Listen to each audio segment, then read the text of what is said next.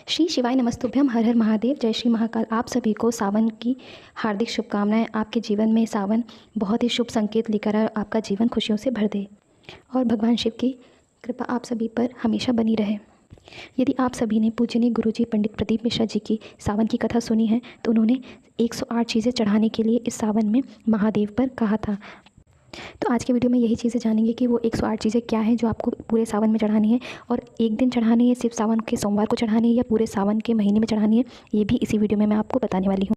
इसके साथ ही हम ये भी जानेंगे कि जो 108 चीज़ें हैं वो हमें अपने घर के मंदिर में ही चढ़ाना है या फिर मंदिर जाकर चढ़ाना है। तो देखिए, यदि आपने इस सावन में ये चीज़ें समझ ली और सावन में आपने ये सब चीज़ें चढ़ा दी तो देखिए महादेव आपकी किस्मत एकदम बदलने वाले, 100% आपकी सभी इच्छाएँ पूर्ण होने वाली हैं। तो चलिए अब आपको हम बताते हैं कि महादेव के ऊपर आपको ऐसी कौन सी चीज़ें हैं जो 108 आपको चढ़ानी है। सबसे पहले तो गुरुजी ने ये बताया है कि आप जो भी चीज़ें महादेव पर चढ़ाएं वो टूटी फूटी ना चढ़ाएं, यानी खंडित नहीं होनी चाहिए, एकदम साबुत आपको चढ़ानी है।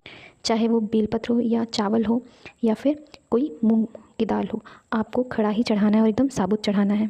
तो देखिए, आपको जो 108 चीज़ें चढ़ानी है वो आप कुछ भी चढ़ा सकते हो। चाहे आप लौंग चढ़ा सकते हो, इलायची चढ़ा सकते हो, चावल के खड़े दाने चढ़ा सकते हो, साबुत जो उड़द की दाल होती है वो चढ़ा सकते हो, साबुत मूंग की दाल चढ़ा सकते हो, आप कुछ भी, यहाँ तक कि चीनी के दाने भी आप 108 चढ़ा सकते हैं। ये आपकी यथाशक्ति और आपकी इच्छा पूर्ति के हिसाब से कि आपकी सामर्थ्य कितनी है, आप कितनी इच्छा है आपकी चढ़ाने की, आप उस हिसाब से 108 चीज़ें चढ़ा सकते हैं। इसके साथ ही यदि आपका सामर्थ्य है तो आप 108 सिक्के भी ले सकते हैं चढ़ाने के लिए।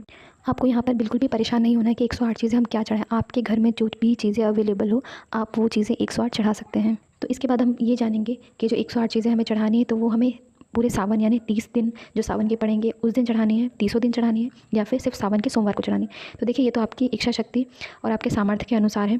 यदि आप हो सके तो पूरे सावन चढ़ा सके तो आप पूरे सावन चढ़ाइए। अगर आप पूरे सावन नहीं चढ़ा सकते तो आप जो सोमवार पड़ेगा, सावन का सोमवार, आप उस दिन चढ़ा सकते हैं। तो पूरे सावन में आप जो भी सोमवार को कर सकें तो 108 चीज़ें आप ज़रूर महादेव पर चढ़ाइए। महादेव ज़रूर प्रसन्न होंगे और आपकी सभी मनोकामनाएं 100% पूर्ण करेंगे। इसके साथ ही कुछ लोग पूछते हैं कि यदि हमने पहले सावन के सोमवार में इलायची चढ़ा दी तो क्या अगले सोमवार में भी हम इलायची चढ़ाएं? नहीं। देखिए, आप चाहें तो पहले सोमवार में इलायची चढ़ा सकते हैं, दूसरे सोमवार में हो सके तो खड़े मूंग चढ़ा दीजिए, तीसरे सोमवार में आप खड़े मूंग अगर आप चढ़ा चुके हैं तो आप अक्षत चढ़ा दीजिए। आप अपने सामर्थ्य के अनुसार हर सोमवार को चाहे तो सेम चीज़ भी चढ़ा सकते हो और चाहे तो आप अलग अलग चीज़ें भी चढ़ा सकते हैं।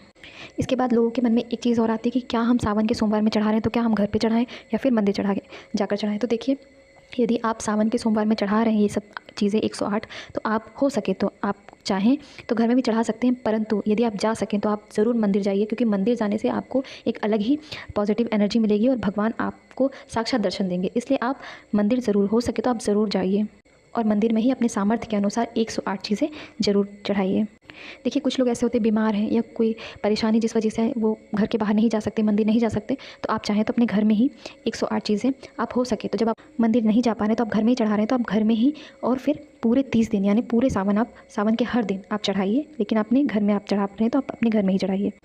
इसके साथ ही ऐसे बहुत से काम होते हैं जो आपको सावन में करें तो भगवान शिव आपसे बहुत प्रसन्न होते हैं। तो देखिए, सावन का महीना होता है, बारिश होती है, मंदिर में कीचड़ भी हो जाती है, गंदगी भी हो जाती है। तो अगर आपसे हो सके तो आप मंदिर जाएं, अगर गंदगी हो गई है तो आप साफ़ सफाई ज़रूर करें, इससे महादेव ज़रूर प्रसन्न होंगे।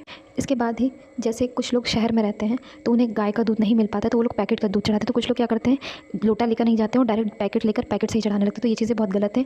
यदि आप जा रहे हैं मंदिर तो आप लोटा लेकर जाइए और लोटे से ही दूध चढ़ाइए। इसके साथ ही यदि आप सावन में महादेव को बेलपत्र चढ़ाते हैं तो बहुत ही शुभ माना जाता है, और हो सके तो आप 108 बेलपत्र की माला यदि आप अपने परिवार का हाथ लगाकर माला में और अपने परिवार के नाम से, अपने गोत्र के नाम से, अपने नाम से चढ़ाते हैं तो महादेव आपके पूरे परिवार पर ज़रूर कृपा बनाए रखते हैं और आपकी सभी मनोकामनाएं ज़रूर पूर्ण